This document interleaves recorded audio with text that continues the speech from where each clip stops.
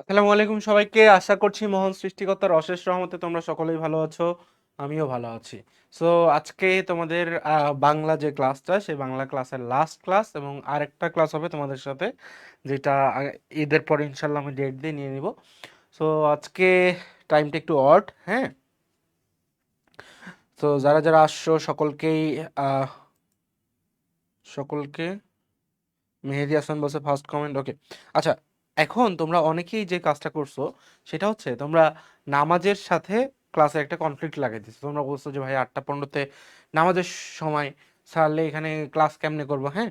তো দেখা যায় যে আমাদের এই যে সন্ধ্যার যে ক্লাসগুলো সেটা এমনিতেই খুব বেশি জন করে না।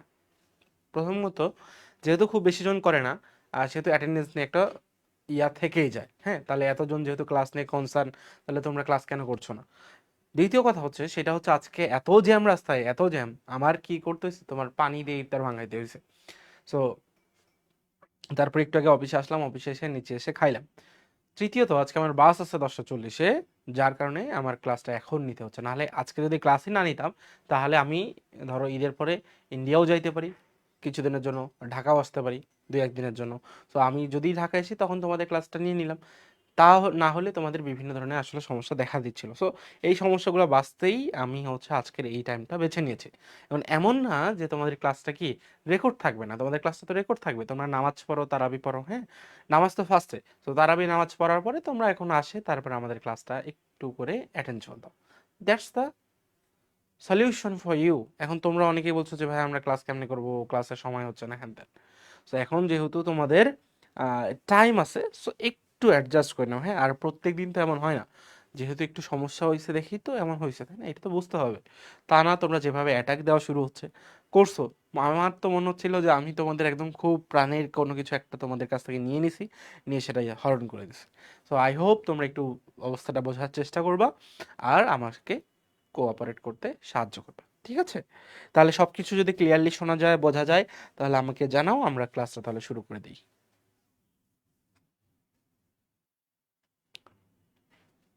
আবার অনেকে বলতেছে আপনারা আপনাদের সুবিধা মতো টাইম দেন। আর ভাই, সুবিধা মতো তো টাইম যদি দিতাম, তাহলে তোমাদের ধরো সব ক্লাস আমরা সকালের দিকে নিয়ে নিতাম, দুপুরের দিকে নিয়ে নিতাম, কারণ আমরা কি সেহরি খেয়ে উঠে তোমাদের খেয়ে ঘুমাই ক্লাস নিতাম। কিন্তু এটা করলে তো আসলে হয় না, তাই না? তাহলে সবকিছু শোনা যাচ্ছে কিনা একটু বলো, ক্লাসটা শুরু করে দেই, হ্যাঁ। যারা যারা সালাম দিচ্ছ সকলকে ওয়ালাইকুম আসসালাম, হ্যাঁ। অনেকে আসছে আজকে।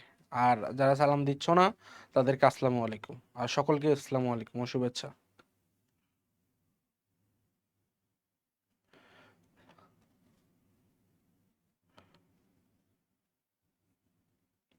আচ্ছা, ওকে। ক্লিয়ার হইলে আমরা চলো আমরা একটু শুরু করে দিই আমাদের পড়াশোনা।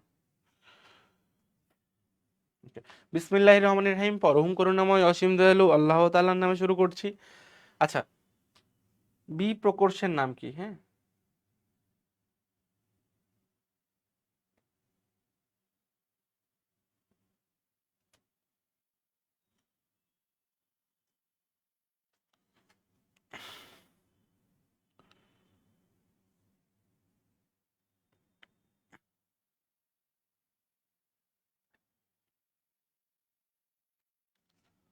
আচ্ছা, এই ক্লাসটা আমরা একবার করছি, এটা আমরা আবার দেখব। আর একটা তোমাদের এক্সট্রা আমি ফ্রি ফ্রি ক্লাস নিব, কারণ হচ্ছে এই ক্লাসটাতে তোমাদের অনেকের সমস্যা ছিল, তোমরা আমাকে জানাইছো। সো এই জিনিসটা একটু আমরা ভালো করে বুঝবো যে এখানে আসলে কি পড়ানো হবে। সো এটা হচ্ছে তোমাদের গত দিনের যে অংশটা ছিল, বোর্ডের ঝামেলা হচ্ছে।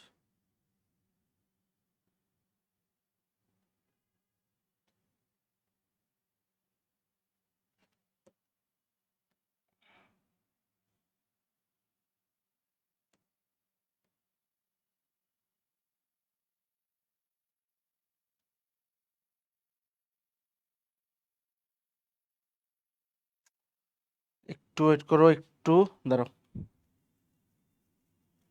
একটু ওয়েট করো।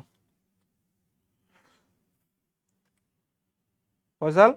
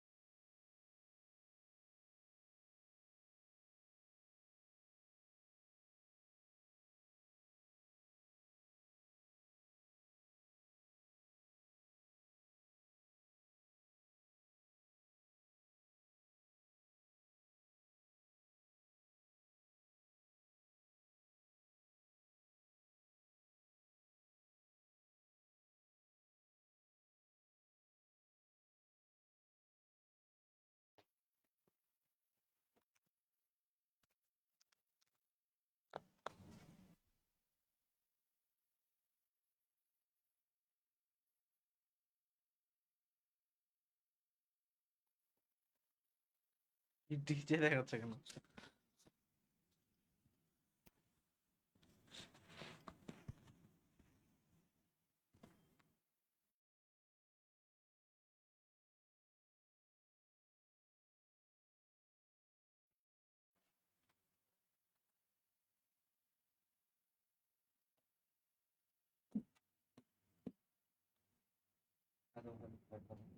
Hello hello hello hello hello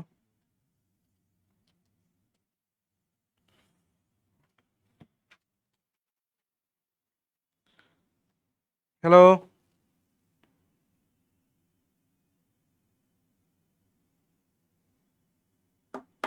আচ্ছা, সবাই আগে বলো তো এবার শুনতে পাচ্ছ কিনা? তোমাদের মুখস্থ পাঠের একটু টেকনিক শিখাইছিলাম একটা, টেকনিকটা মনে আছে কি? এবং এই টেকনিকটা তোমাদের পরীক্ষায় কাজে লাগছিল, হ্যাঁ, টেকনিকটা তোমাদের পরীক্ষায় কাজে লাগছিল। তো তোমাদের কি শুনতে পাচ্ছ কিনা? এবার ঠিক আছে। টেকনিকটা কি তোমাদের মনে আছে? টেকনিকটা যদি মনে না থাকে তাহলে আমরা আবার একটু দেখব। কি দেখব? এই যে দেখো, এখানে আমরা কিছু আহ, শব্দ দিয়েছি এবং এই শব্দগুলোর মাধ্যমে আমরা এই শব্দগুলো কিভাবে বের করব সেটা আমরা আজকে দেখব, হ্যাঁ। অনেকে বলি যে হচ্ছে এই সমার্থক শব্দ মুখস্থ করতে প্যারা হয়, বাট আমরা আজকে দেখব প্যারা ছাড়াই কিভাবে সমার্থক শব্দ আমরা মুখস্থ করতে পারি, সেটার একটা হয়। যদিও এটা তো আমাদের ফাইনাল ফাইটে দেখানো হয়েছিল, সো আমরা সেইটা দেখব, ট্রাই করব যে কিভাবে প্যারা ছাড়া আমরা মুখস্থ করতে পারি। এবং তোমাদের যে জিনিসটা সবচেয়ে প্যারা দেয় এই সমার্থক শব্দ এবং এর পাশাপাশি আর যেটা প্যারা দেয় সেটা হচ্ছে প্রকৃতি প্রত্যয়। তাহলে এই সমার্থক শব্দ এবং প্রকৃতি প্রত্যয় আজকে আমরা শেষ করব। ধরো তোমার দেওয়া আছে কি পানি, পানির সমুদ্র সমার্থক শব্দ। দেখো আমরা যদি শুধু পানির শব্দগুলো মুখস্থ করি, জল, সলিল, উদক, অম্বু, নীর, বাড়ি, অপ, তয়, পয়, এগুলোর সাথে আমরা কি করতে পারি? এই যে ধি বা নিধি আছে না, এই ধি বা নিধি যদি আমরা যুক্ত করি পানির সমার্থক শব্দগুলোর সাথে, ধি বা নিধি যুক্ত করার পরে যে সমস্ত শব্দ আসবে, আই রিপিট, যে সমস্ত শব্দ আসবে, যে সমস্ত শব্দ আসবে সেই সমস্ত শব্দগুলো, সেই সমস্ত শব্দগুলো আমার কি হবে? সমুদ্রের সমার্থক শব্দ হবে। কিসের সমার্থক শব্দ? সমুদ্রের সমার্থক শব্দ। কি বললাম? পানির সমার্থক শব্দগুলোর সাথে ধি বা নিধি যুক্ত করার মাধ্যমে, ধি বা নিধি যুক্ত করার মাধ্যমে যেই সমস্ত শব্দ পাবো সেগুলোকে আমরা বলবো সমুদ্রের সমার্থক শব্দ। আমি পানির সমার্থক শব্দ জানি জল, জলের সাথে আমি ধি যুক্ত করলাম তাহলে কি হচ্ছে? জলধি। কিংবা জলের সাথে আমি নিধি যুক্ত করলাম, কি হলো? জলনিধি। তাহলে এই যে জলের সাথে ধি বা নিধি যুক্ত করলাম, এই ধি বা নিধিটা কার সমার্থক শব্দ হচ্ছে? সমুদ্রের সমার্থক শব্দ। কার সমার্থক শব্দ? সমুদ্রের সমার্থক শব্দ হিসাবে আসছে। আবার আমি ধরো পানির সমার্থক শব্দ হচ্ছে অম্বু, অম্বুর সাথে আমি ধি বা নিধি যুক্ত করলাম, তাহলে অম্বুধি বা অম্বুনিধি কার সমার্থক শব্দ? সমুদ্রের সমার্থক শব্দ। আমি তয়ের সাথে ধি বা নিধি যুক্ত করছি, কি হয়েছে? তয়োধি বা তয়োনিধি কার সমার্থক শব্দ? এটা সমুদ্রের সমার্থক শব্দ। তাহলে এইভাবে কিন্তু আমরা এটা মুখস্থ করতে পারি। আমরা জাস্ট আজকে টেকনিকগুলো আবার ফলো করব, তোমরা যারা যারা ভুলে গেছো তোমরা যাতে আবার মনে রাখতে পারো এটা। যেমন দেখো, আবার সমুদ্রের যেই আহ সমুদ্রের যে তোমার ইয়াগুলো আছে সমার্থক শব্দগুলা, এই কয়েকটা তো আমরা জানি। এই কয়েকটার পাশাপাশি আমরা যদি আহ, তোমার পড়তে পারি রত্নাকার, উদধি, হ্যাঁ, পাথার, পারাবার, সিন্ধু, নীলাম্বু, অর্ণব, সাগর, এগুলো কিসের? এগুলো হচ্ছে তোমার সমুদ্রের সমার্থক শব্দ। অর্ণব, হ্যাঁ, এগুলোও সমুদ্রের সমার্থক শব্দ। সো আমরা যদি নদীর সমার্থক শব্দ পরীক্ষায় বলে যে নিচের কোনটি নদীর সমার্থক শব্দ, তো আমরা একটা জিনিস দেখবো যে সেখানে ইনি প্রত্যয়টা আছে কিনা। কোন প্রত্যয়? ইনি। যেমন এই যে তটিনী, প্রবাহিনী, নির্ঝরিণী, স্রোতস্বিনী, তরঙ্গিনী, শৈবলিনী, কল্লোলিনী, পয়স্বিনী, কুমুদিনী। যে ইনি প্রত্যয়টা যদি থাকে তাহলে সেটা কিসের সমার্থক শব্দ হবে? ইনি প্রত্যয়টা থাকলে সেটা নদীর সমার্থক শব্দ হবে। ইনি হইলে কার সমার্থক হবে? ইনি হইলে নদীর সমার্থক শব্দ হবে। কার? ইনি হইলে নদীর সমার্থক শব্দ হবে। তাহলে পানির সাথে ধি বা নিধি যুক্ত করবা, আর তাছাড়া যেগুলো কিছু থাকবে এগুলো একটু মুখস্থ করে নিব, আর নদীর যেগুলো থাকবে সেগুলো সবগুলোর শেষে ইনি প্রত্যয়টা যুক্ত থাকবে। এইভাবে ইনি প্রত্যয়টা যুক্ত করার মাধ্যমে বা ইনি প্রত্যয়টা যুক্ত থাকলেই তুমি সেটাকে ইজিলি তুমি সেটাকে কি বলতে পারবা? সেটাকে তুমি হচ্ছে সেটাকে তুমি হচ্ছে আহ নদীর সমার্থক শব্দ বলতে পারবা। ওকে, তারপরে দেখো আমরা যদি দেখি এখানে, আমরা যদি দেখি যে পৃথিবীর যে সমার্থক শব্দগুলো আছে, পৃথিবীর যে সমার্থক শব্দগুলো আছে সেই সমার্থক শব্দগুলো নাম কি? যেমন এই যে ভূ, মহি আর মেদিনী, ক্ষিতি, পৃথিবী, এই কয়েকটা শব্দের সাথে তুমি যদি এই কয়েকটা শব্দের সাথে তুমি কি করবা? কিছুই করবা না। এই কয়েকটা শব্দের সাথে তুমি জাস্ট ধর কথাটা অ্যাড করে দিবা। কি অ্যাড করবা? ধর। কি অ্যাড করবা? ধর। এই যে ধর যদি অ্যাড করো তাহলে এই সমস্ত শব্দগুলো পেয়ে যাবা পাহাড়ের সমার্থক শব্দ হিসেবে। যেমন ভূ, ভূর সাথে ধর যুক্ত করলে ভূধর, পাহাড়ের সমার্থক শব্দ। মহির সাথে ধর যুক্ত করলে মহিধর, পাহাড়ের সমার্থক শব্দ। মেদিনীর সাথে তুমি যদি ধর যুক্ত করো তাহলে মেদিনী ধর, পাহাড়ের। ক্ষিতির সাথে তুমি যদি ধর যুক্ত করো ক্ষিতিধর। পৃথিবীর সাথে যদি তুমি পৃথ্বী যোগ করো তাহলে পৃথ্বীধর। আর পৃথিবীধর, এগুলা কিসের সমার্থক শব্দ? পাহাড়ের। তাছাড়া তোমাকে বিশেষ করে যে অচল, গিরি, শৈল, পর্বত, অদ্রি, নগ, শৃঙ্গি, এগুলো একটু মুখস্থ করতে হয়। অচল, গিরি, শৈল, পর্বত, অদ্রি, নগ, শৃঙ্গি, এগুলো মুখস্থ করবো। ওকে, এগুলো মুখস্থ করবো।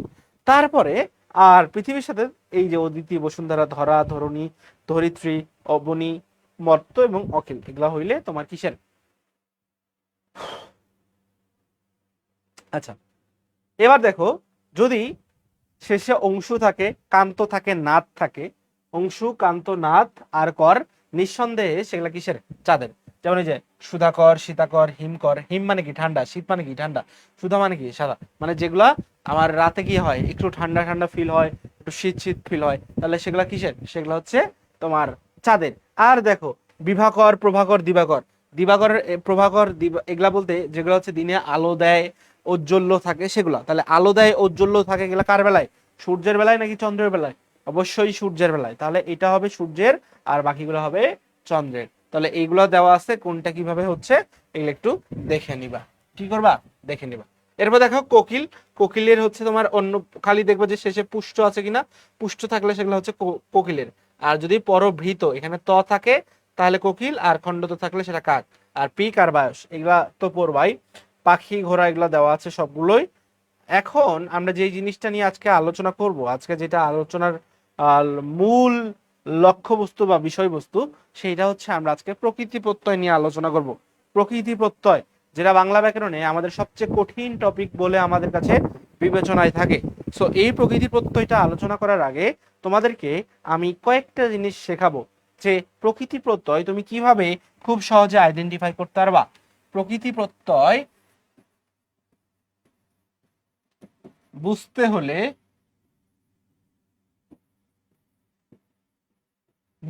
হলে যা জানতে হবে, এগুলো যদি না জানো তাহলে তুমি প্রকৃতি প্রত্যয় কোনোভাবেই কখনোই আইডেন্টিফাই করতে পারবা না।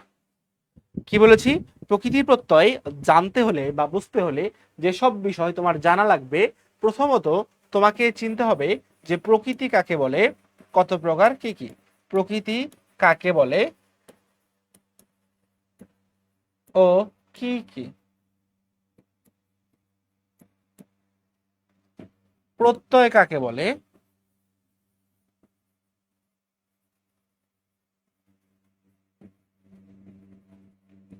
ও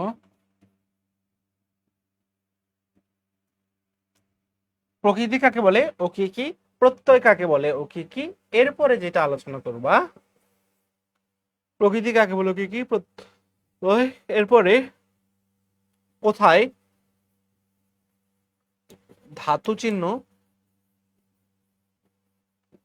ও হস চিহ্ন।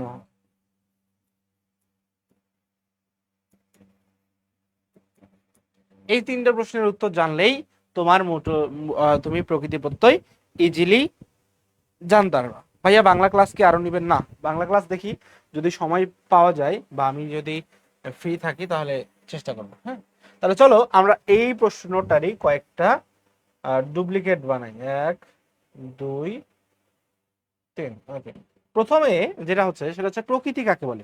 প্রকৃতি হচ্ছে শব্দ বা ক্রিয়ার মূল অংশ।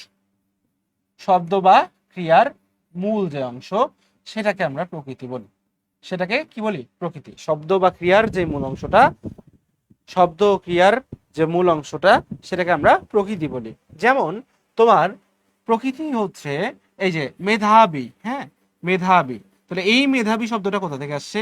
মেধা যোগ বিন, তার মানে মেধার সাথে বিন যুক্ত হয়ে মেধাবী গঠন করছে।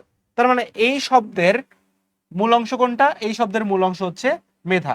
তাহলে শব্দের যে মূল অংশ বা শব্দকে আর যে ক্ষুদ্র অংশে ভাগ করা যায় না, শব্দকে যে আর ক্ষুদ্র অংশে ভাগ করা যায় না, সেটাকে আমরা কি বলি? এইটাকে আমরা বলি প্রকৃতি। ঠিক তেমনি আমরা যে কোনো একটা ক্রিয়া, হ্যাঁ যে কোনো একটা ক্রিয়া, যে কোনো একটা ক্রিয়ার যদি আমরা ক্ষুদ্র অংশ দেখি, যেমন খেলা, খেলাকে ক্ষুদ্রাংশে ভাগ করলে কি হবে? খেল যোগ আ, খেল যোগ আ। ঠিক তেমনি এইখানেও এটাকে আমরা কি বলছি? এটাকেও প্রকৃতি বলছি। কারণ কি? কারণ এই খেলা দ্বারা কি আইডেন্টিফাই করে? একটা কাজকে। তাহলে ক্রিয়ার বা শব্দের যে ক্ষুদ্রতম অংশ আছে বা যেটাকে আর ক্ষুদ্র অংশ ভাঙানো যায় না, সেগুলোকে আমরা কি বলি? সেগুলোকে আমরা বলি প্রকৃতি। সেগুলোকে কি বলি? প্রকৃতি। ওকে, সেগুলোকে কি বলছি? প্রকৃতি। তার মানে যেই প্রকৃতি দ্বারা, যেই প্রকৃতি দ্বারা কাজ করা বোঝায়, কাজ করা বোঝাইলে, কাজ করা বোঝালে সেটাকে আমরা বলি ক্রিয়া প্রকৃতি। কাজ করা বোঝালে ক্রিয়া প্রকৃতি বা ধাতু। আর শব্দ বা নাম বোঝালে,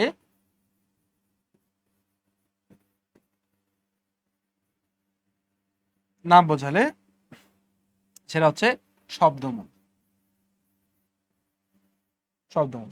তাহলে এই যে বা নাম প্রকৃতি, তাহলে এইখানে এই মেধা দ্বারা কি বোঝাচ্ছে? কারো একটা নাম বোঝাচ্ছে। তাহলে এই মেধা দ্বারা যেহেতু কারোর নাম বোঝাচ্ছে বা কোনো শব্দ বোঝাচ্ছে, যেহেতু কোনো ধরনের কাজ বোঝাচ্ছে না, সেহেতু এটাকে আমরা কি বলছি?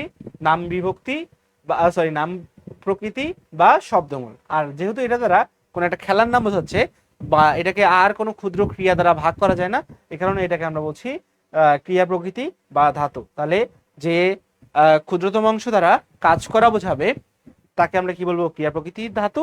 আর যে ক্ষুদ্রতম অংশ দ্বারা শব্দ বা নাম বোঝাবে তাকে আমরা বলবো নাম প্রকৃতি কিংবা শব্দমূল। তাহলে শব্দমূল, শব্দমূল, শব্দমূল বা নাম প্রকৃতি যেটা আছে, তাহলে শব্দমূল বা নাম প্রকৃতি যেটা আছে, সেই শব্দমূল বা নাম প্রকৃতিকে আমরা এখানে আর একটা জিনিস দেখছি। সেটা কি? সেটা হচ্ছে বিন। আবার ক্রিয়া প্রকৃতির সাথে আরেকটা জিনিস দেখছি, সেটা হচ্ছে আ। এই দুটো যদি আমরা চিনতে চাই, তাহলে আমাদেরকে আমাদের সেকেন্ড যে প্রশ্ন আছে, প্রত্যয় কাকে বলে, সেই প্রশ্নটাতে আসতে হবে।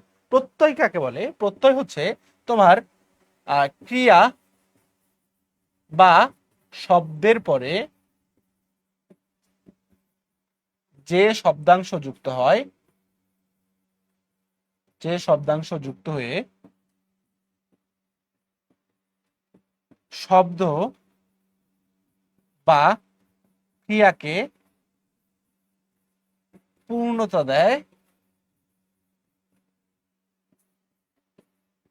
তাকে প্রত্যয় বলে। তাহলে দেখো, আমি যদি আবার ভাঙি, নীলিমা, নীলিমা, তাহলে নীলিমাকে ভাঙলে কি হয়? অবশ্যই নীল আসবে। তাহলে তুমি এখন চিন্তা করো তো, যে নীল যেটা আছে, নীল যেটা আছে, সেই নীল দ্বারা কোনো নাম বোঝায় না কাজ বোঝায়? নীল দ্বারা নাম বোঝায় না কাজ বোঝায়? বলো, নীল দ্বারা কি কোনো নাম বোঝায় নাকি কাজ বোঝায়? নীল দ্বারা অবশ্যই কারো নাম বোঝায়, নাম বোঝায়, কাজ তো কখনো বোঝাবে না। তাহলে নাম বোঝাইলে এটাকে আমরা কি বলি? নাম বোঝাইলে নাম প্রকৃতি হয়। আর শেষে দেখো কি আছে, তাহলে নীলিমা কি হয়? নীল যদি বের হয় তাহলে ইমা থাকে। কিন্তু এই ইমাটা আমার প্রত্যয়ে ভেঙে যায়, ভেঙে কি হয়? ভেঙে সেটা ইমন হয়। হ্যাঁ, ইমন। ভেঙে কি হয়? ভেঙে হচ্ছে ইমন হয়ে যায়। ওকে, তাহলে প্রথমত আমার নীলটা হচ্ছে নাম প্রকৃতি। আর তাহলে এই ইমনটা কি হবে বলো? এই ইমনটা কি হবে?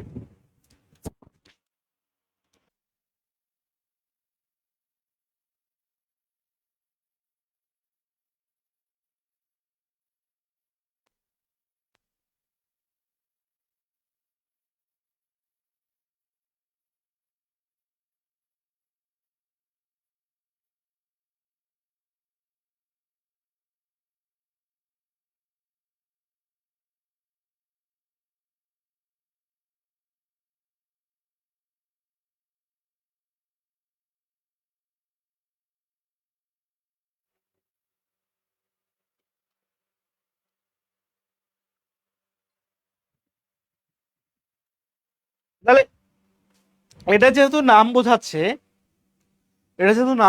তাহলে এটা নাম প্রকৃতি। আর নাম প্রকৃতির সাথে যে সমস্ত প্রত্যয় যুক্ত হয় তাকে বলা হয় তদ্ধিত প্রত্যয়। কি প্রত্যয়? তদ্ধিত প্রত্যয়। তদ্ধিত প্রত্যয়, ঠিক আছে। নাম প্রকৃতির সাথে যে সমস্ত প্রত্যয় যুক্ত হয় তাকে আমরা কি বলি? তাকে আমরা বলছি তদ্ধিত প্রত্যয়। নাম প্রকৃতির সাথে যে সমস্ত প্রত্যয় যুক্ত হয় তার নাম কি? তাকে আমরা তদ্ধিত প্রত্যয় হিসেবে চিনে থাকি। কি প্রত্যয়? তদ্ধিত প্রত্যয়।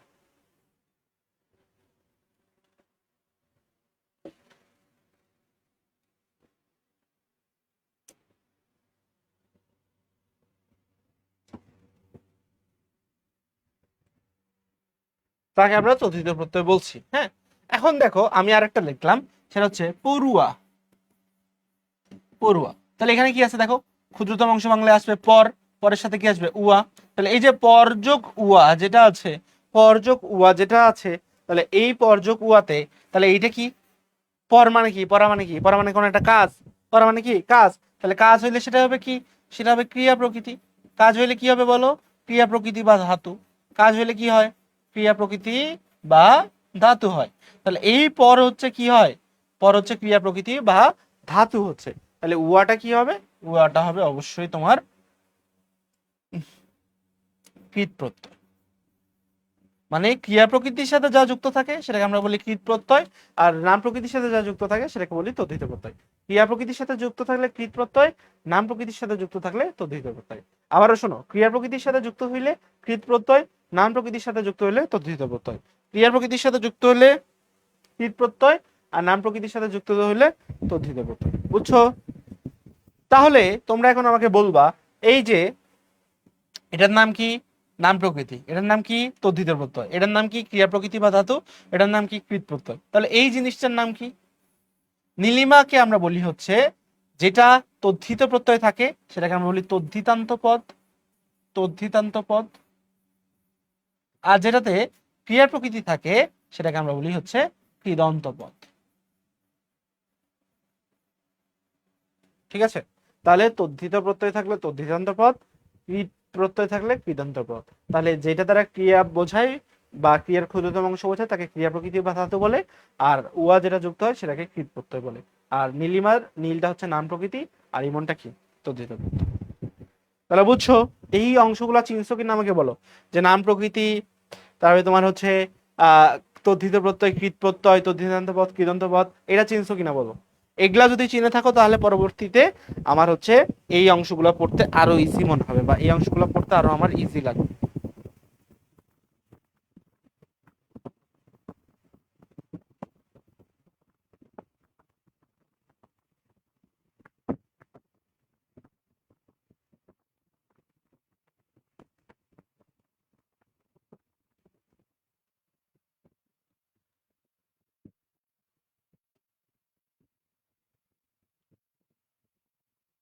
বুঝছো? এই যে রাইসা, তাসিন, সুরাইয়া, ফাতেমা, মারুফা আক্তার, পুষ্প, এরা হচ্ছে কি? এরা রেসপন্স করে, এরা রেসপন্স, অলওয়েজ রেসপন্স করতে হবে। রেসপন্স না করলে আমিও বুঝবো না, তুমিও বুঝবা না। এখন দেখো, কোথায় আমরা ধাতু চিহ্ন বসাবো আর কোথায় আমরা হস চিহ্ন বসাবো। তোমরা অনেকে বলো হস চিহ্ন মানে হচ্ছে কি? হসন্ত। হস মানে কি? হস মানে হচ্ছে হসন্ত। হস মানে কি? হসন্ত। দেখো, এই চিহ্নটাকে আমরা বলি হস চিহ্ন। হ্যাঁ, হসন্ত মানে কি? হস অন্তে। অন্ত মানে কি? শেষ। তার মানে শেষের পদে যখন হস থাকে সেটাকে আমরা বলি হস অন্ত। হসন্ত বলতে আসলে কিছু হয় না, যে চিহ্নটা হয় সেটার নাম কি? হস চিহ্ন। কি চিহ্ন? হস চিহ্ন। Sadia Sultana clear, Diganta Majumdar clear, Fatema Fatema clear. Shubhajit Pal, sir আপনি অনেক ভালো পড়ান। Thank you, I love you two.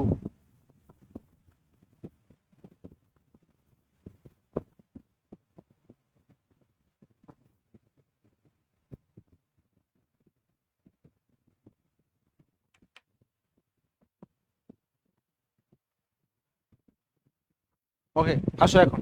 তাহলে আমরা এখন দেখো, হস আর হসন্ত তোমরা তো এতদিন গোলমাল করতা, তাহলে আমরা এখন বুঝবো যে খালি প্রকৃতি প্রত্যয় হলে এরকম মারলে হবে না, এটা মারার একটা নিয়ম আছে। নিয়মটা কি সেটা তো আগে জানতে হবে। যে আমি কোনো কিছুই দেখলাম না যে ক্রিয়ার প্রকৃতি হয়েছে না নাম প্রকৃতি হয়েছে, মারো চিহ্ন, মারো হস, হ্যাঁ, তাইলে কিন্তু হবে না। প্রকৃতি হইলেই যে তোমার এইটা হয় আর এইটা হয় সেটা কিন্তু ভুল কথা। সেটা কিন্তু কি ভুল কথা। কেন ভুল কথা সেটা হচ্ছে আমরা একটু পরে দেখবো। একটু পরে না, এখনই দেখবো। কোনো সমস্যা নেই, কোনো সমস্যা নেই, আমরা এখনই দেখবো। হ্যাঁ, কেমনে দেখবো চলো, এই যে যেমন দেখো প্রকৃতি কাকে বলে, তোমাকে বলছে যে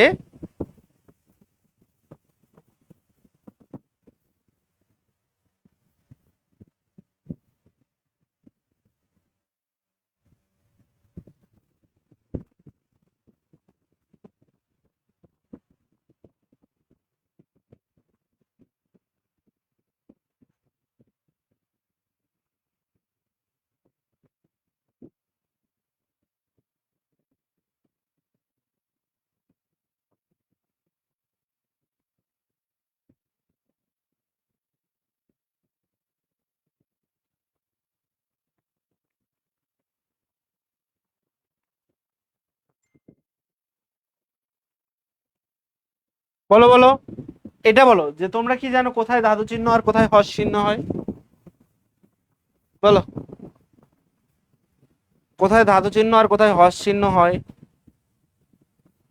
এটা জানো?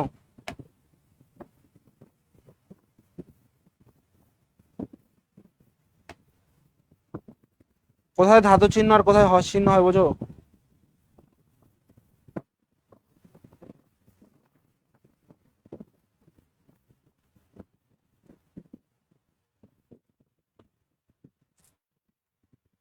ঠিক বলো, চুপ করে থাকলে কি হবে? চুপ করে থাকলে কি শিখতে পারবা?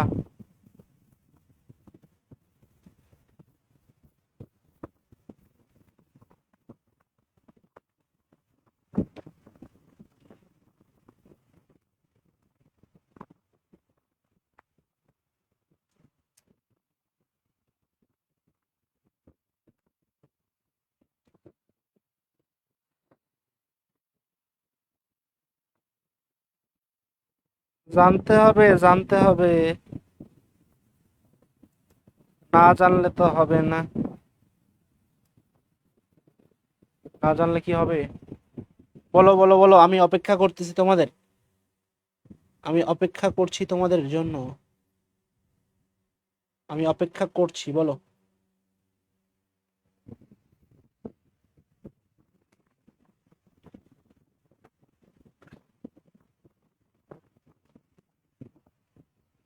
দেখো আমি এখানে কিন্তু যখন আমরা প্রত্যয় বের করছি বা প্রকৃতি বের করছি, আমরা দুইটা অংশ দেখছি, তাই না? কি অংশ দেখছি? যে কোনটা কৃত প্রত্যয় কোনটা তদ্ধিত প্রত্যয়, এই জিনিসটাকে আমাকে ভালো করে বুঝতে হয়েছে। হ্যাঁ, কোনটা কৃত প্রত্যয় কোনটা তদ্ধিত প্রত্যয় সেটা আমাকে আগে ভালো করে বুঝতে হয়েছে। আমি এখানে আমাকে ম্যান্ডেটরি বলা ছিল যে এটা দ্বারা কি বোঝাবে, কৃত প্রত্যয়ে অলওয়েজ ক্রিয়া বোঝাবে। কি বোঝাবে? ক্রিয়া বা কাজ বোঝাবে, ক্রিয়া বা কাজ বোঝাবে।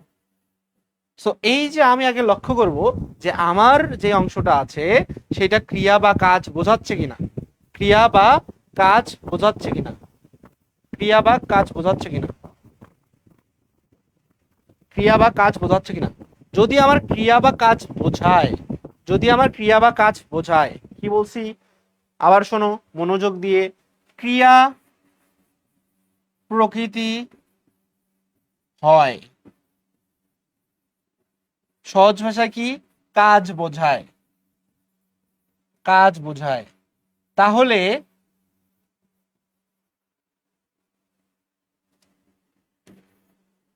আমরা তখন দুইটা জিনিস ব্যবহার করব। প্রথমত ব্যবহার করব হচ্ছে ধাতু চিহ্ন। ধাতু চিহ্ন, এই ধাতু চিহ্নটা দেখতে কেমন? ধাতু চিহ্নটা দেখতে হচ্ছে এমন, ধাতু চিহ্নটা দেখতে এমন। তারপরে কি আসে? তারপর হচ্ছে হস চিহ্ন, হস চিহ্ন, হস চিহ্ন দেখতে কেমন? হস চিহ্ন দেখতে হচ্ছে এমন। আচ্ছা, তাহলে তোমাদেরকে আমি এখন বলছি, তোমাদেরকে আমি বলছি যে চলো আমরা দুইটা জিনিস দেখব। প্রথমত দেখব চলন্ত, আর দ্বিতীয়ত দেখবো হচ্ছে বুদ্ধিমান। বুদ্ধিমান। তাহলে আমরা একটু ভেঙে ফেলি, চলন্ততে কি আছে, চল, চল আর শেষে কি হবে, অন্ত। বুদ্ধি মানে কি হবে, বুদ্ধি যোগ বুদ্ধি আর কি মান।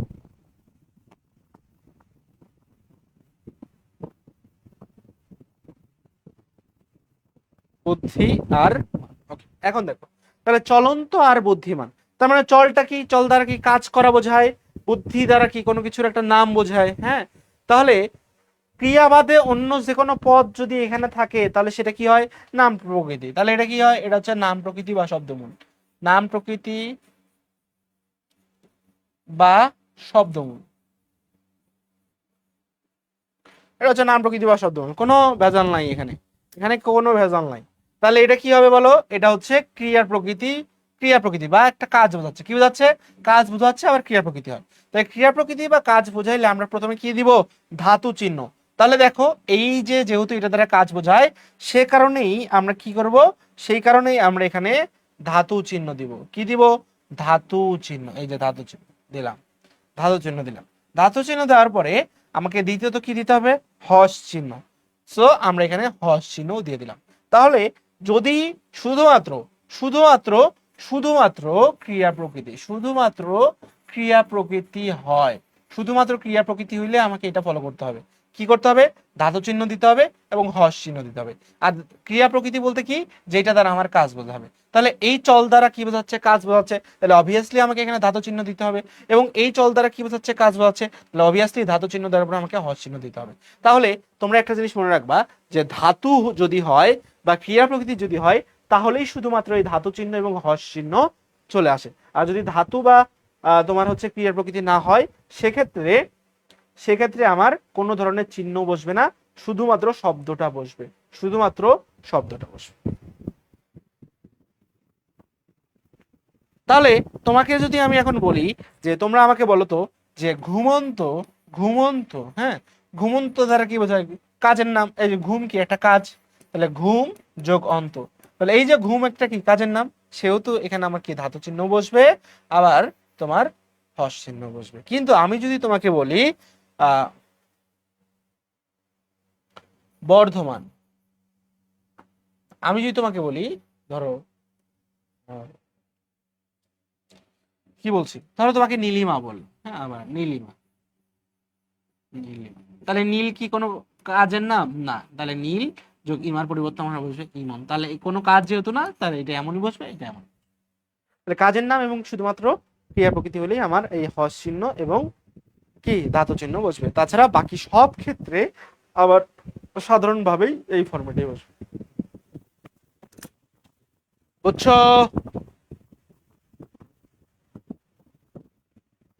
বুঝছো রে বাবুরা।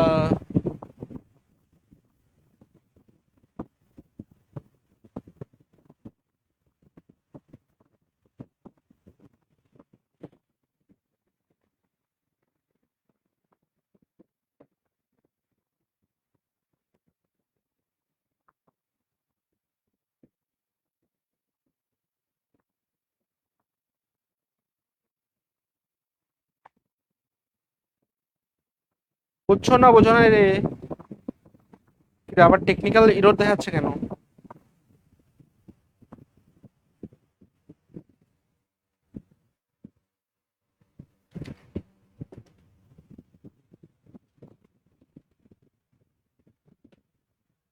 এখন তোমাদের কিছু জিনিস পড়তে হবে, নিজে নিজে এটা পড়তেই হবে।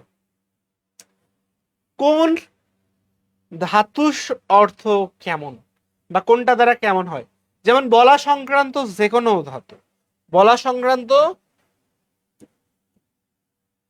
বলা সংক্রান্ত যে কোনো কাজ হইলেই সেখানে বজ ধাতুটা বসে, কেমন বজ। দেখা সংক্রান্ত যে কোনো কাজ বসে হচ্ছে দৃশ, শোনা সংক্রান্ত যে কোনো কাজে বসে শ্রু, পড়া সংক্রান্ত যে কোনো কাজে বসে পট, রাধা সংক্রান্ত যে কোনো বসে পচ, পচ, পচ আছে কোথা থেকে, পাচন, পচন, পচ্চ, এগুলা কি, এগুলা হচ্ছে সব রান্না সম্পর্কিত। চলা সংক্রান্ত যে কোনো ধাতু হইলে কি হবে, চল, যাওয়া সংক্রান্ত কি হবে, গম, হ্যাঁ, আবার মন সংক্রান্ত হইলে কি হবে, মন।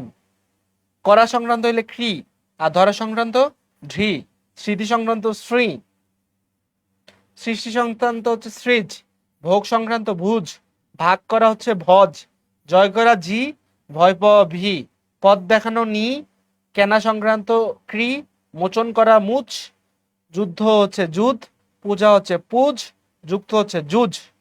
হ্যাঁ, দেওয়া হচ্ছে দা, পরিমাণ হচ্ছে মা, পান করা পা, থাকা হচ্ছে স্থা, সহ্য করা স, আর আঘাত করা হচ্ছে হন।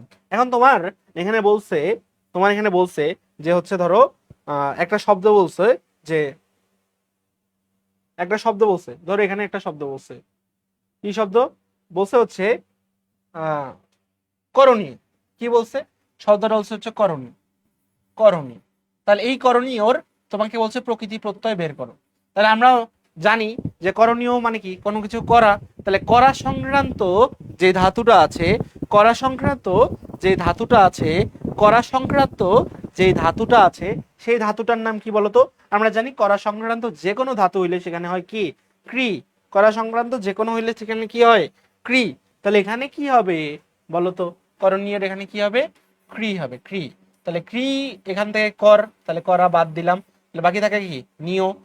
এই যে রটা আছে যেটা, এই রস সাথে কিন্তু কি থাকে? একটা অ থাকে, অ থাকে। তাহলে এই অ আর এই নিয় মিলে কি হয়? অনিয়। তাহলে ক্রি যোগ অনিয় ইকুয়াল টু কর।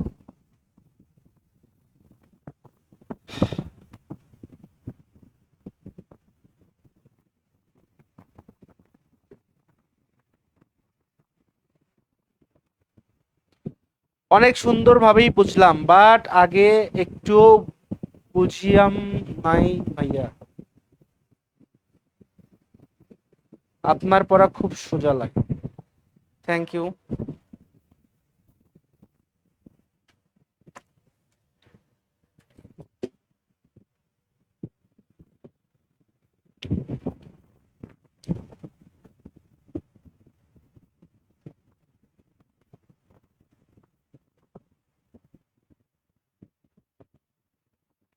বুঝছো?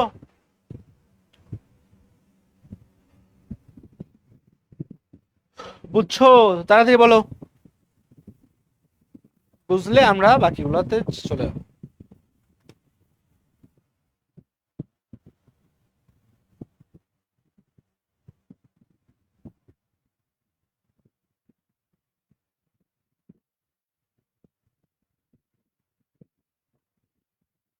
বাবুরা, বাবুরা রিপ্লে করো। রিপ্লে না করলে কেমন হয়?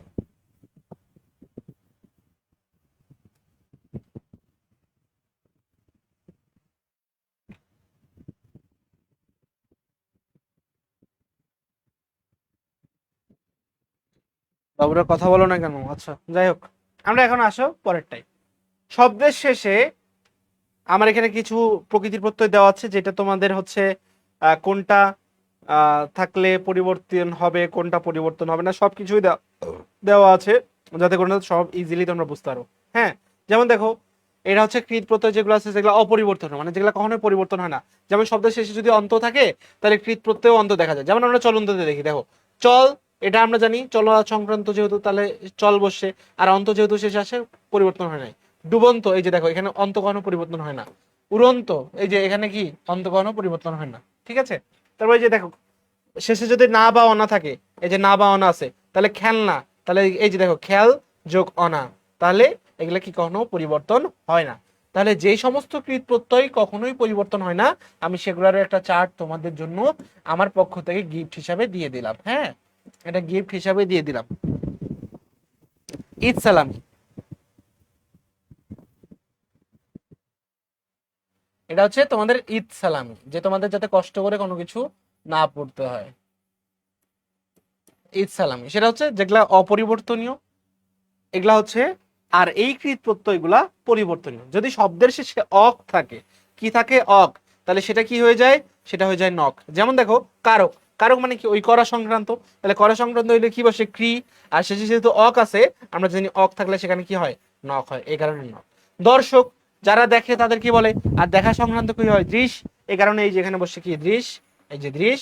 আর এই যে শেষে অক আছে এই কারণে নক। তাহলে অক যদি থাকে নক হয়, অন থাকলে কি হয় অনট। যেমন শ্রবণ, শ্রবণ কি শোনা সংক্রান্ত, তাহলে শোনা সংক্রান্ত হলে কি হয় শ্রু, আর শেষে যে অন আছে এই অনের কারণে কি হইলো অনট হইল। বুঝছো, অনের কারণে কি হইলো। তাহলে যে সমস্ত প্রত্যয় কি হয় প্রকৃতি প্রত্যয়ে বিশ্লেষণ করলে পরিবর্তন হয় সেগুলার এখানে, আর যেগুলা পরিবর্তন হয় না, যেগুলা পরিবর্তন হয় না সেগুলা এখানে। ঠিক আছে, সেগুলো এখানে। এই যে যেমন করণীয়, এই যে আমরা বলছি অনীয় যদি থাকে, তাহলে এই যে দেখো করণীয় ক্রিয়াযোগনীয় আমরা একটু আগেই করলাম না, আমরা একটু আগেই করলাম এই যে ক্রিয়াযোগনীয়। মানে তোমাদের সুবিধার জন্য সবকিছু আমি দিয়ে দিছি।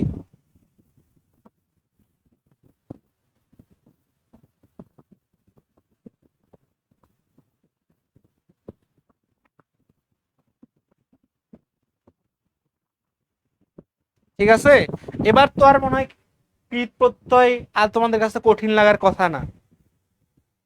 এবার তো মনে হয় আর কৃত প্রত্যয় কঠিন লাগবে না। তাহলে বলো আজকের এই জিনিসটা দিয়ে তোমাদের উপকার হইলো না অপকার হইলো। এখন আমি যদি আজকে কোনো কারণে বাড়ি চলে যেতাম, মানে বাড়ি তো যাবো ইনশাল্লাহ, কিন্তু আমি তোমাদের ক্লাসটা না করায় চলে যেতাম, এবং ধরো ঈদের পরে আসে আমি আসলাম না, আমি সরাসরি বাসা থেকে ইন্ডিয়া চলে গেলাম, তাহলে তখন তোমরা এই জিনিসগুলো কই পাইতা? আমি যে রেকর্ড করে দিতাম তোমাদের, তখন তোমরা বুঝতেও পারতাম না কিছু, তোমাদের সমস্যা কোথায় হচ্ছে না হচ্ছে সেটা তো আমি বুঝতে পারতাম না। তো এখন তোমরা যে আমাকে দোষ দিচ্ছিলা, বলো এখন তাড়াতাড়ি বলো, নাকি আমার এখানে কমেন্ট স্লো আসতেছে বাবু তোমাদের?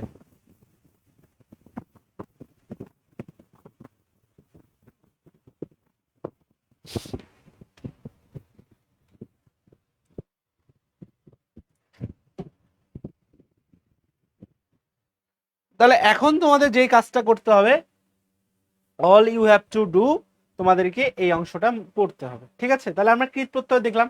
এবার দেখো তদ্ধিত প্রত্যয়। তদ্ধিত প্রত্যয়ের শব্দের শেষে যদি ইত থাকে তাহলে তদ্ধিত প্রত্যয় ইত হয়, ইল থাকলে কি হয় ইল হয়। যেমন দেখো এই যে কুসুমিত, হ্যাঁ এগুলো খুব সোজা, তদ্ধিত প্রত্যয় বের করা খুব সোজা।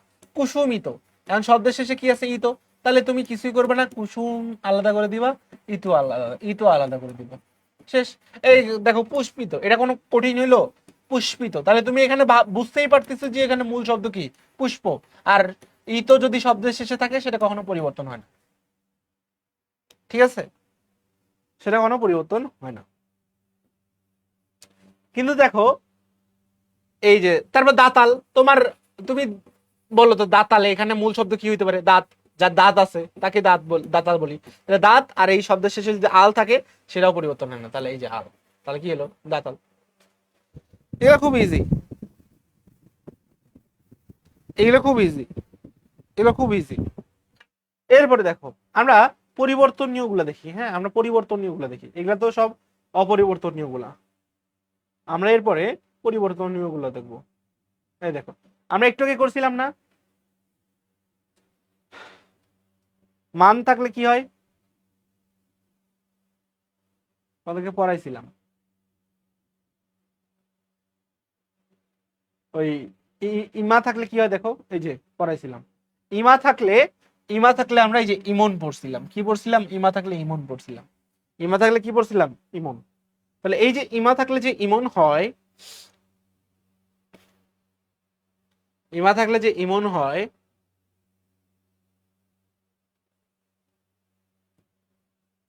এই যে দেখো শব্দের শেষে যদি ইমা থাকে তাহলে সেটা কি হয় ইমন। তাহলে এই যে নীলিমা, তাহলে কি হবে নীল আর ইমন। তাহলে চন্দ্রিমা কি হবে চন্দ্রযোগ ইমন, জরিমা কি হবে জরযোগ ইমন। তাহলে এগুলো সবগুলাই ইজি, জাস্ট তোমার খালি অপরিবর্তনীয় এবং পরিবর্তনীয়টা বুঝতে হবে, এবং ক্রিয়ার যে মূল অংশটা আছে সেটা বুঝতে হবে। তাহলে ক্রিয়ার মূল অংশটা এবং পরিবর্তনীয় অপরিবর্তনীয় বুঝলে, তাহলে তোমরা আমাকে বলো তো যে প্রকৃতি প্রত্যয় কি কঠিন লাগবে? প্রকৃতি প্রত্যয় কি কঠিন লাগবে বলো? প্রকৃতি প্রত্যয় কি কঠিন লাগার কথা? তাহলে জবাব চাই, জবাব দাও, কি বলো এখন?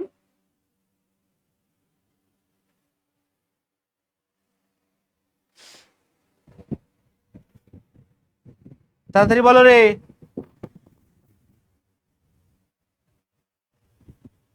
কঠিন লাগতো না।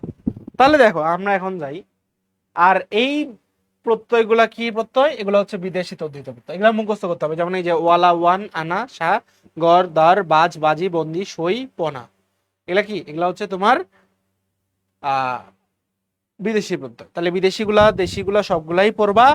এখন আমরা যে কাজগুলো করবো, এখন আমরা একটু সলিউশন করার চেষ্টা করবো। তাহলে চলো আমরা একটু সলিউশন করি। এই দেখো, চলনসই শব্দের সই, এটা কি বাংলা কৃত প্রত্যয়, বাংলা তদ্ধিত প্রত্যয়, সংস্কৃত নাকি বিদেশি? আমি মাত্রই আমরা পড়লাম, এই যে বললাম যে বিদেশিগুলো খুবই ইম্পর্টেন্ট। দেখো এই সই, দেখছো যা পড়াইছি তার মধ্যে থেকেই আসবে, সেগুলাই আসবে, এগুলাই ঘুরে ফিরে আসবে। এই যে এখান থেকে যতগুলো সাজেশন দিছি দেখবে যে ঘুরে ফিরে এগুলো আসবে, এর বাইরে আসার সম্ভাবনা নেই।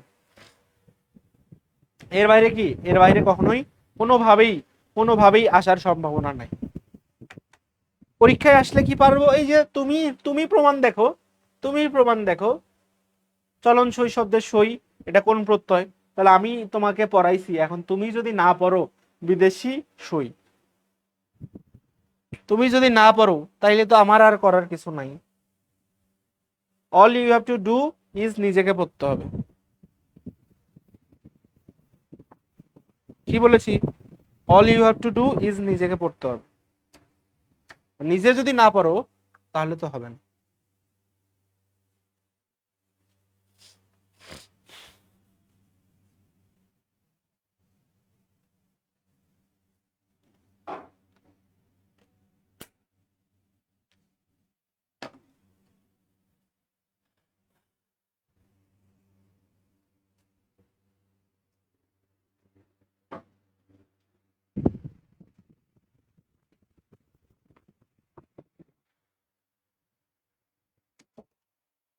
এরপরে দেখো, তাহলে সই কি হচ্ছে? সই হচ্ছে বিদেশি পদ্ধতি।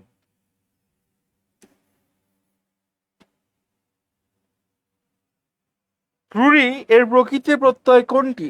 রু যোগতি, রুহ যোগতি, রুহ যোগতি, রুহ যোগতি।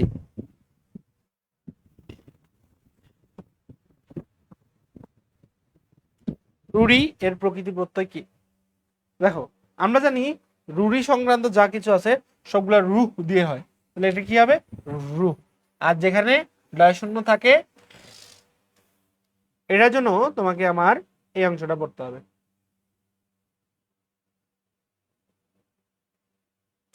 দেখো, যেখানে র থাকে, কি থাকে? র থাকে। র থাকলে কি হয়? র থাকলে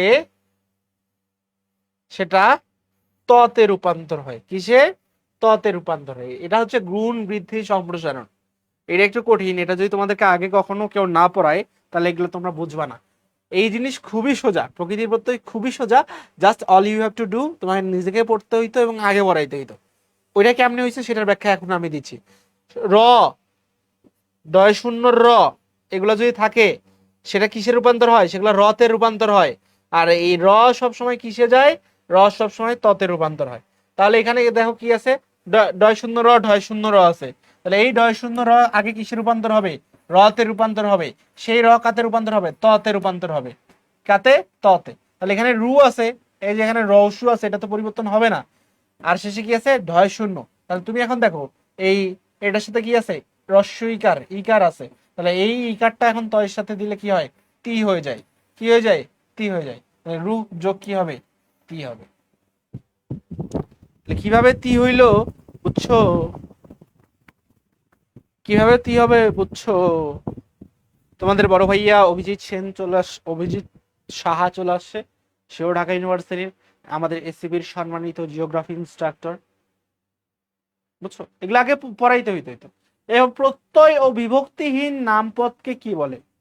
প্রত্যয় ও বিভক্তিহীন নামপদ, যেমন ধরো আমার নাম কি? মাহিম। আমার নাম কি ছিল? আমার নাম ছিল হচ্ছে মাহিম। তো মাহিমের সাথে ধরো আমি একটা বিভক্তি যুক্ত করলাম এর, তাহলে সেটা কি হইতো?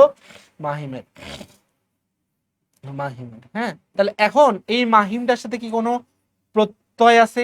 এই বিভক্তি তো নাই, এর তো পরে যুক্ত করছি, কিন্তু এর সাথে কোনো প্রত্যয় আছে? নাই। তাহলে কেমন হবে? মাহিম যোগ জিরো।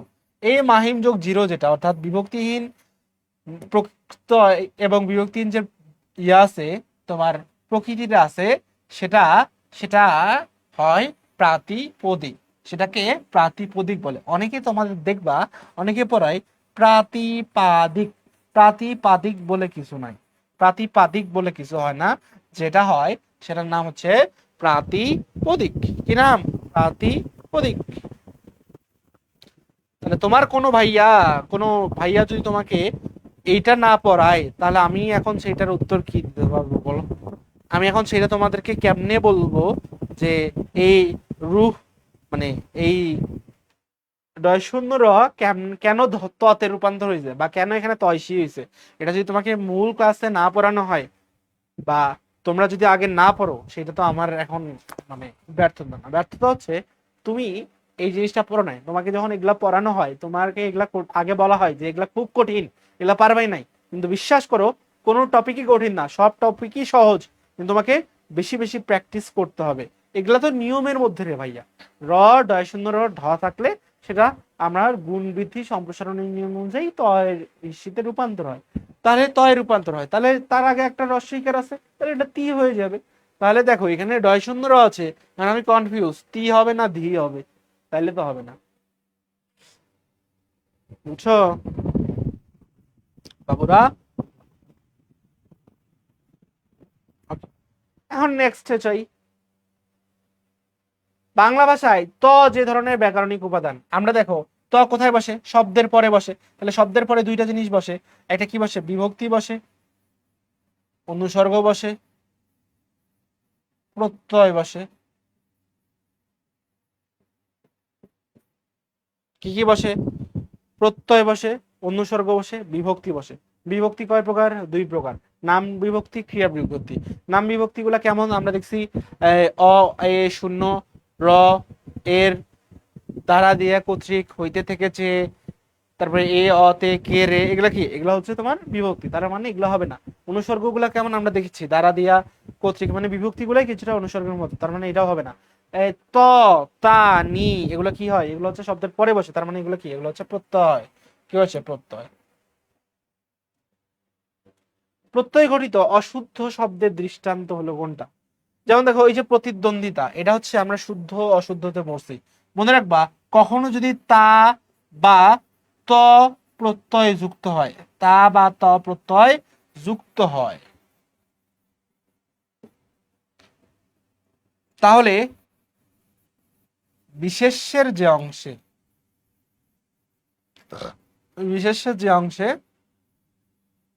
দীর্ঘইকার থাকে,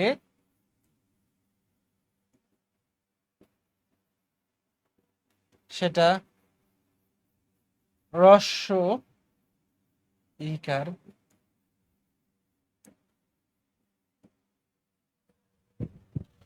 হ্রস্ব ইকার। তার মানে দেখো এই যে প্রতিযোগী, শেষে কি ছিল? দীর্ঘ ইকার, তার সাথে আমরা ত যুক্ত করছি, তা যুক্ত করছি, এটা যুক্ত করলে কি হবে? এই যে দীর্ঘ ইকারটা আছে, সেটা কি হবে? হ্রস্ব ইকার হয়ে যাবে। তাহলে প্রতিযোগিতা, কি? প্রতিযোগিতা, প্রতিদ্বন্দ্বী, হ্যাঁ প্রতিদ্বন্দ্বী, তার সাথে তা যুক্ত করো, তাহলে এটা কি হবে? হ্রস্ব ই হয়ে যাবে।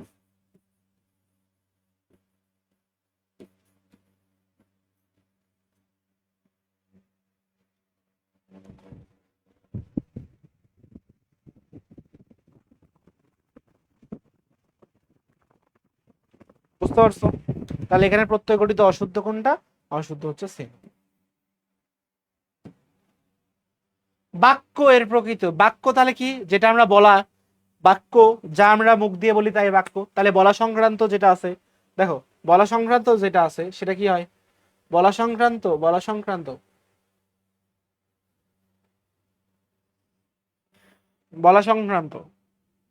প্রথমে কি আছে? বচ। বলা সংক্রান্ত হইলে কি হয়?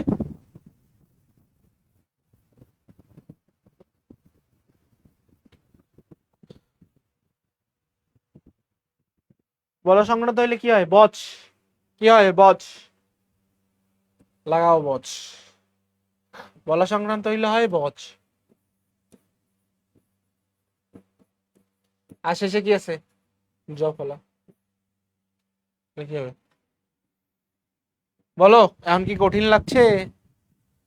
কঠিন লাগছে নাকি সহজ? কঠিন নাকি সহজ? তাহলে প্রতিদ্বন্দ্বিতার আসল বানান হচ্ছে এইটা, আর প্রতিযোগিতার আসল বানান হচ্ছে এইটা। যে শেষের যে দীর্ঘইকারটা থাকে, শেষের যে দীর্ঘইকারটা থাকে সেটা কি হয়? রস্বই।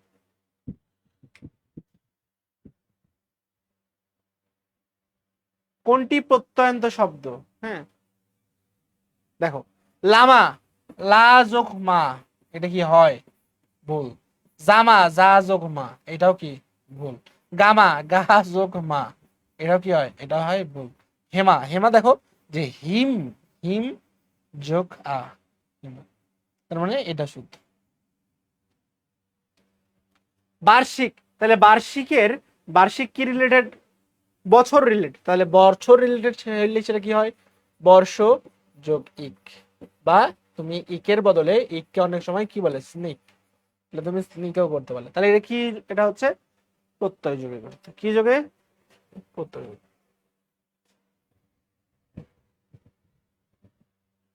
বুদ্ধি, বুদ্ধি, তাহলে বুদ্ধি কি যোগে হবে? বুদ্ধি হবে প্রত্যয়। তাণ্ডব, তাণ্ডব শব্দটি কিভাবে গঠিত? দেখো শেষে অবস্থা, তার মানে এটাও কি হবে? প্রকৃতি প্রত্যয় হিসেবে কোনটি সূত্র? দেখো, বান থাকলে কি হয়? বান থাকলে হয় বতুপ, বান থাকলে হয় কি? বতুপ। তাহলে এখানে বান আছে, তার মানে এটা ভুল। শেষে যদি জ হয় তাহলে এখানে অবশ্যই জ আসবে, তার মানে এটাও ভুল। রূপসী, এটা ভুল। এই যে কবির সাথে জ যুক্ত হইলে এখানে এই শেষে জ থাকলে অবশ্যই কি হবে? জ ফলা, তার মানে এটা শুদ্ধ। তার মানে এই প্রকৃতির প্রত্যয় ভাবে এটা শুদ্ধ। কোনটি সঠিক? সুযোগ ঘা, বদ যোগ, বন্ধ যোগ অনা, সংযোগ 30, এই পর যোগ ঘেন।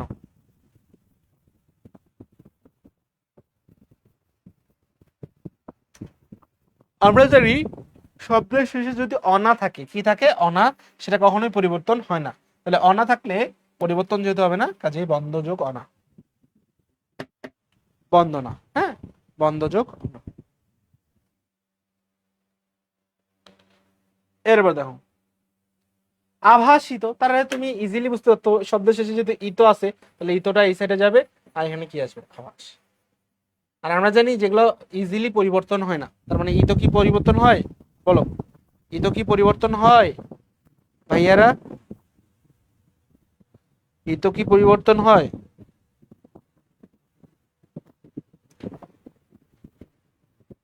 ইতো পরিবর্তন হয় না। ইতো যদি পরিবর্তন না হয় তাহলে যেগুলো পরিবর্তন হয় না, অপরিবর্তনীয় থাকে, সেগুলো সবগুলো কি?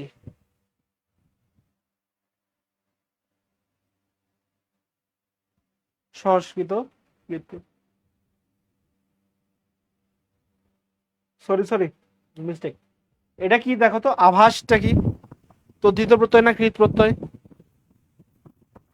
বলো, আভাসটা তদ্ধিত প্রত্যয় নাকি কৃত প্রত্যয়?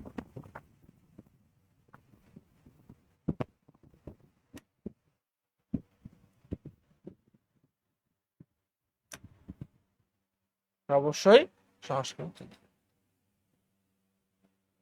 সন্ধি কোন প্রক্রিয়ায় গঠিত হয়েছে? সন্ধি এটা দুই ভাবেই হয়, সন্ধি হয়, প্রত্যয় হয়। এখন এটা কোন অংশের প্রশ্ন সেটার উপর ডিপেন্ড করবে। যেমন আমরা যদি সন্ধিগত ভাবে দেখি, তাহলে সন্ধি এখানে কি আছে? ন। আমরা জানি ও ইও মূর্ধন্য দন্তান্ন ন,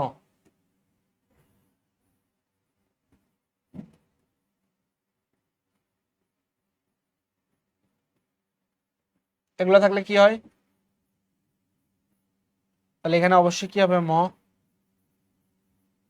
এটা কি হবে? সংযোগ দিয়ে সন্ধি, তার মানে এটা হচ্ছে সন্ধিযোগ হবে, আবার প্রত্যয়গত ভাবেও হবে। হ্যাঁ, সন্ধিগত হবে, প্রত্যয়গত হবে। কোনটি বাংলা তদ্ধিত প্রত্যয় যোগে গঠিত? বাংলা তদ্ধিত প্রত্যয় কোনটা দেখো? আমরা জানি আমি কোন ধরনের প্রত্যয়? বলো, আমি কোন ধরনের প্রত্যয়?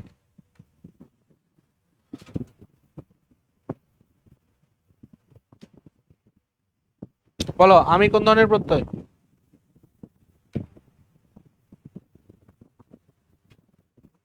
আমি হচ্ছে বাংলা তদ্ধিত প্রত্যয়। এগুলো আমরা মুখস্থ অংশে দিছিলাম না, যেগুলো তোমাকে একটু মুখস্থ করতে হবে। যদি মুখস্থ করো সেক্ষেত্রে এগুলা ইজি হয়ে যাবে তোমার জন্য। মহিমা শব্দের সঠিক ইমা থাকলে কি হয় আমার? আমরা একটু আগেও পড়ছি, ইমা থাকলে হয় ইমন। নীলিমাতে যেমন পড়ছিলাম, তার মানে ইমন। ওকে, তাহলে ইমন কোনটাতে কোনটাতে আছে? এই দুটাতে আছে, তার মানে এই দুটো অবভিয়াসলি হবে না। এখন দেখো ইমন কেমন ইমন? মহৎ, তার মানে মহাযোগ ইমন অথবা মহৎযোগ ইমন। এখানে মহাযোগ ইমন হবে না, মহৎযোগ ইমন হবে। রুট ওয়ার্ডটা ইজিলি আমরা বুঝতে পারবো যে এখানে আসলে কোন ধরনের রুট ওয়ার্ড বা কি ব্যবহার করতে চাচ্ছি বা কি ব্যবহার হচ্ছে। ওকে, জয়, জয় সংক্রান্ত যে কোনো কিছু থাকলে আমার সেটা পরিবর্তে কি হয়? জি। আর জিতে ওই জয় সংক্রান্ত এখানে আমরা অ ব্যবহার করতে পারি। আর আগের বইগুলোতে দেখবা অল আছে, হ্যাঁ, জিও। তাহলে এটা কি হবে? জি যোগ অ।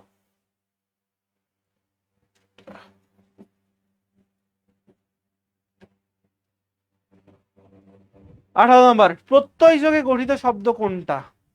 যেমন দেখো পই, পই পই, পই পই পই করে হিসাব রাখবেন। হুম, তাহলে এই যে পই যেটা আছে সেটা আমাদের কি কোন ধরনের?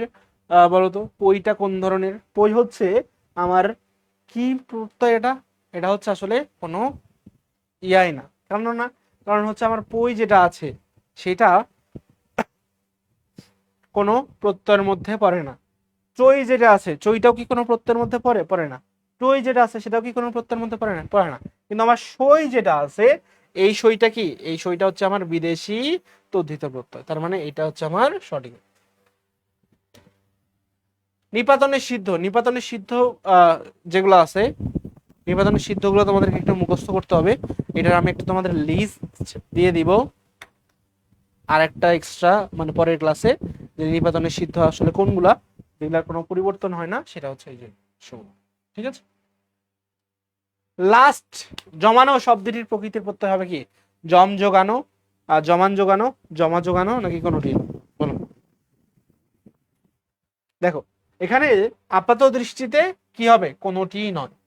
কেন হবে কোনোটি নয়? কারণ আমরা জানি জমানো, এটার কি হবে? দেখো জমানো যেটা আছে তার মানে এটাকে অবশ্যই কাজ করছি, তাই শেষে যেহেতু আনো প্রত্যয় থাকে আছে, এই আনো প্রত্যয় কি কোনোদিন চেঞ্জ হয়? আনো প্রত্যয় কোনোদিন চেঞ্জ হয় না, আনো প্রত্যয় কোনোদিন চেঞ্জ হয় না। তার আগে কি আছে? জমা, তার মানে জমা জিনিসটাকে আমরা কি বলি? তার শব্দ হচ্ছে জম, তাহলে এই জম হচ্ছে আমার কৃত প্রত্যয়। তাহলে কৃত প্রত্যয় হলে সেখানে অবশ্যই কয়েকটা জিনিস আমার ফলো করবে। কি কি ফলো করবে? প্রথমে হস চিহ্ন হবে এবং ধাতু চিহ্ন হবে। তাহলে এই কারণে আমরা এটাকে কি বলছি? এটাকে জমানোটাই তোমার শুদ্ধ আনসার। কিন্তু এই জমানোতে কি নাই বলতো? এখানে কি কোনো ধরনের হস চিহ্ন নাই। কি নাই? হস চিহ্ন নাই। হস চিহ্ন দিতে হবে, নাহলে সেটা কৃত প্রত্যয় হবে না। কৃত প্রত্যয় বলে সেটাকে তুমি গণ্যই করতে পারবা না। হ্যাঁ, তাহলে দেখো এইটার উত্তর এইটাই। তাহলে তোমরা বলো যে আজকের পরে তোমাদের কার কার প্রকৃতি প্রত্যয় কঠিন লাগবে? বলো, তোমাদের কার কার প্রকৃতি প্রত্যয় কঠিন লাগে? আজকের পরে কার কার প্রকৃতি প্রত্যয় কঠিন লাগবে? দেখি, শুনে দেখি কার কার কঠিন লাগে।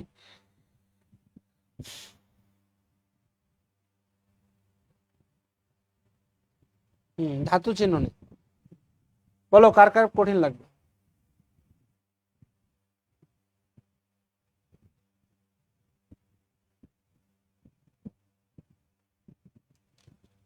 যাক, তোমাদের সকলের জন্য ইজি লাগুক, সকলের জন্য শুভকামনা, ভালোবাসা। আর নেক্সট এর ক্লাসের আগে জানাই দেবো। তাহলে সকলে ভালো থাকো, সুস্থ থাকো, আল্লাহ হাফেজ।